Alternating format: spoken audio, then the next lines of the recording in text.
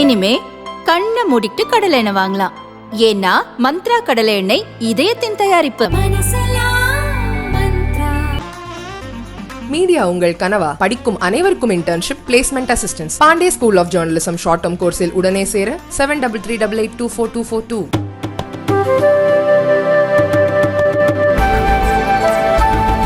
மேற்கு வங்கத்தைச் சேர்ந்த மத்திய பட்டியலில் இருக்கும் 37 ஜாதிகளை தேசிய பிற்படுத்தப்பட்டோர் ஆணையம் நீக்க இருப்பதாக தகவல் வெளியாகியுள்ளது. கொல்கத்தா உயர்நீதிமன்றம் 2010க்கு பிறகு மேற்கு வங்க அரசு வழங்கிய அனைத்து ஓபிசி சான்றிதழ்களையும் ரத்து செய்து உத்தரவிட்டதற்கு பிறகு இந்த முடிவை பிற்படுத்தப்பட்டோர் ஆணையம் எடுத்திருப்பதாக கூறப்படுகிறது. இது குறித்து தேசிய பிற்படுத்தப்பட்டோர் ஆணையத்தின் தலைவர் ஹன்ஸ்ராஜ் கங்காராம் அஹிர் எக்கனாமிக் டைம்ஸ் நாளிதழுக்கு பேட்டியளித்தார்.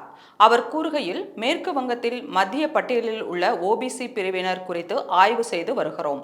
ஏதேனும் ஒரு பிரிவு கொல்கத்தா உயர்நீதிமன்றம் அளித்த உத்தரவின்படி ஓபிசி பிரிவில் இருக்க தகுதி அற்றதாக கருதப்பட்டால் உடனடியாக அந்த பிரிவு மத்திய பட்டியலில் இருந்து நீக்கப்படும். மேற்கு வங்க அரசு 2011ஆம் ஆண்டு 46 ஜாதிகளை ஓபிசி பட்டியலில் இணைக்க பரிந்துரை செய்திருந்தது. இதில் 9 ஜாதிகளின் பரிந்துரைகள் நிராகரிக்கப்பட்டன. 2014 மக்களவைத் தேர்தலுக்கு முன்னதாக 37 ஜாதிகள் ஓபிசி பட்டியலில் இணைக்கப்பட்டன.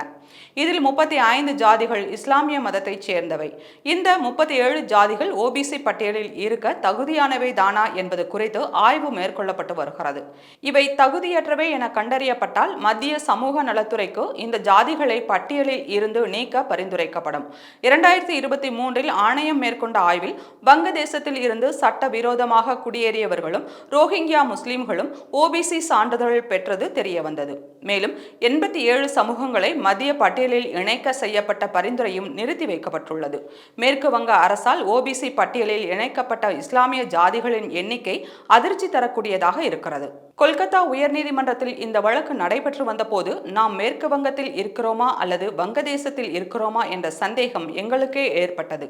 எனவே ஓபிசி பட்டியல் முழுமையாக ஆய்வு செய்யப்பட்டு இடஒதுக்கீட்டுக்கு தகுதியற்ற சமூகங்கள் பட்டியலில் இருந்து நீக்கப்படும் என்று கங்காராம் அஹிர் தெரிவித்தார்.